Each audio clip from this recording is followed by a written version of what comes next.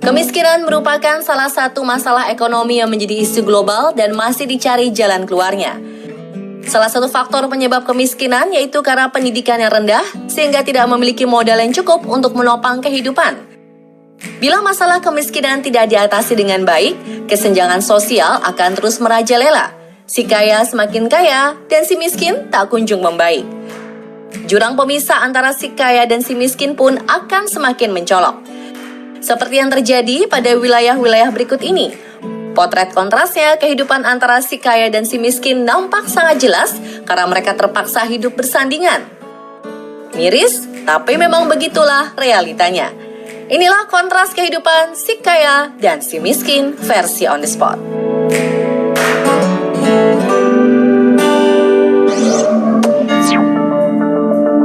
Di kota ini terdapat tembok pembelah nasib.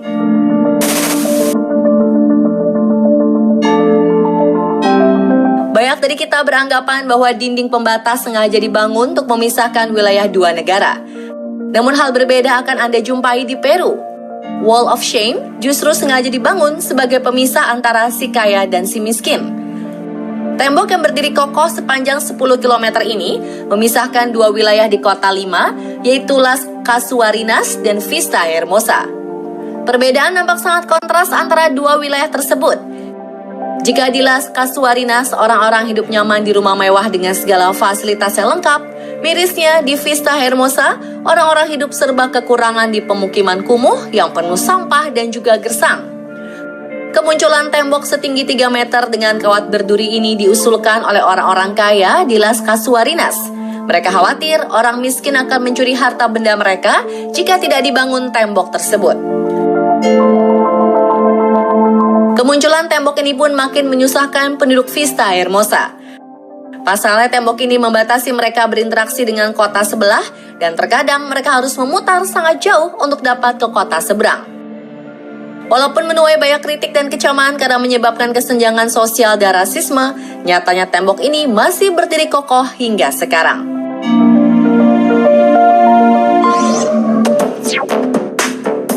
Pemukiman kumuh di tengah kota megah.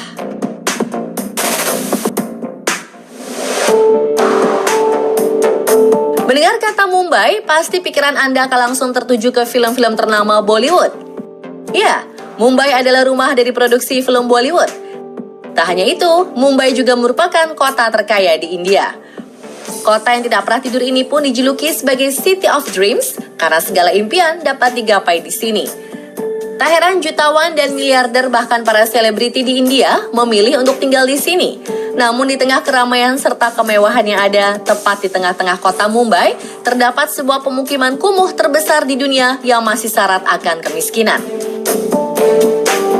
Nama wilayah tersebut adalah Dharavi. Dharavi terkenal dengan kondisinya yang sangat kumuh dan juga kotor. Walau begitu, ternyata 60% dari penduduk Mumbai bermukim di tempat ini. Berbanding terbalik dengan gedung-gedung serta rumah mewah di Mumbai, rumah-rumah di Dharavi hanya terbuat dari kayu dan seng.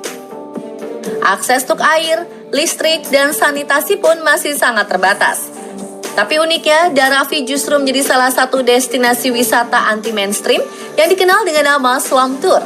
Di tur ini, para turis akan melihat dan merasakan bagaimana rasanya tinggal di perkampungan kumuh terbesar tersebut. Wah, ada-ada aja ya pemirsa.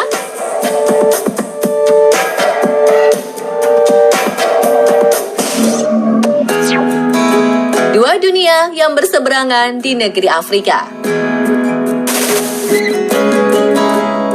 Afrika Selatan dikenal sebagai negara yang kontras, bukan dari segi etnis, namun dari segi ekonomi. Mantan Presiden Afrika Selatan Thabo Mbeki pernah menyebut Afrika Selatan memiliki dua wajah ekonomi yang berbeda. Satunya putih dan satunya hitam. Kesenjangan itu pun amat terlihat di wilayah Masipumelele. Kota kecil dengan jumlah penduduk 38.000 jiwa ini merupakan pemukiman kumuh dengan rumah-rumah gubuk yang beratapkan seng. Jangankan pusat perbelanjaan, kantor polisi pun tak ada di wilayah ini. Hanya terdapat satu klinik kecil dan diperkirakan 35% dari penduduk Masipumelele terinfeksi HIV atau tuberkulosis. Tepat di seberang lahan basah yang sempit, ada sebuah pemandangan yang berbeda dan sangat kontras dari pemukiman kumuh Masipumelele. Wilayah tersebut ialah Danau Michel. Berbeda jauh dengan Masipumelele, wilayah ini dikelilingi oleh pagar listrik dan diakses melalui pos jaga. Bangunan rumahnya pun nampak kokoh dan dihargai jutaan rand. Segala kelengkapan fasilitas mulai dari air, listrik, dan internet tersedia dengan mudah di wilayah ini.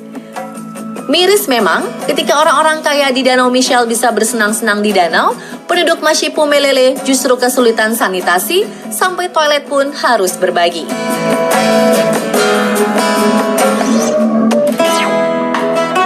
Beda nasib wilayah Afrika yang berseberangan. Blauwbosrand adalah sebuah wilayah kaum menengah atas di Johannesburg, Afrika Selatan, yang terkenal akan penjualan properti mewah seharga jutaan rand. Wilayahnya pun terlihat teduh dengan pepohonan rindang, sudut jalan yang tenang, hingga kolam renang yang menyejukkan mata. Tak jauh dari keindahan tersebut, tepat di seberang jalan raya beraspal, ada pemandangan yang miris terlihat, Kia Sands. Cerita tentang abu, asap, dan janji manis pemerintah merupakan pemandangan biasa di tempat ini. Kontras dengan sejuknya pepohonan di Blauwbosrand, di Kia Sands justru sering terjadi kebakaran, bahkan sampai menghanguskan ratusan gubuk seng yang tak lain adalah rumah penduduk. Tingginya angka kriminalitas di wilayah ini disebabkan karena banyaknya pengangguran. Kebanyakan penduduk di Kia Sands adalah warga asing yang tidak memiliki cukup uang untuk membeli rumah, sehingga harus terpaksa tinggal di gubuknya Kia Sands. Padahal pemerintah sudah berjanji untuk memperbaiki kondisi di Kia Sands dengan berencana membangun perumahan tetap bersubsidi. Namun janji hanya tinggal janji. Rumah bertembok yang dirancangkan untuk mereka pun tak kunjung nampak.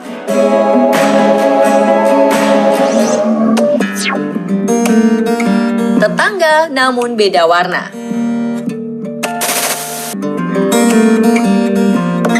Pemirsa, jika Anda mengunjungi Cape Town, Afrika Selatan, maka Anda wajib berwisata ke Hout Bay.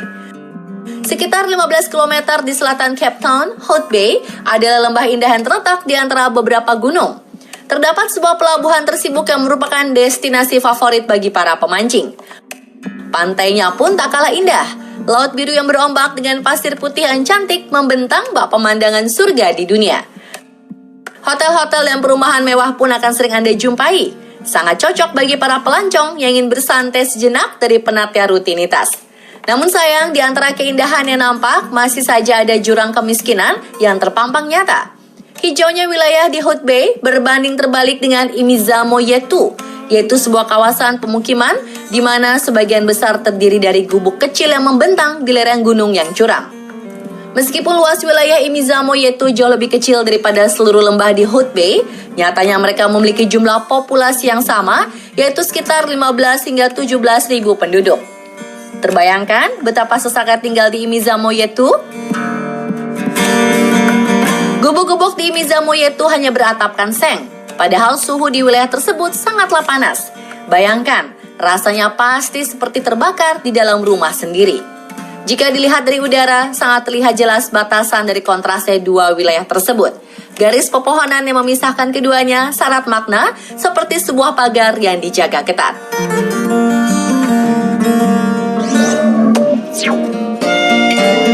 Kesenjangan sosial di Danau Sunter.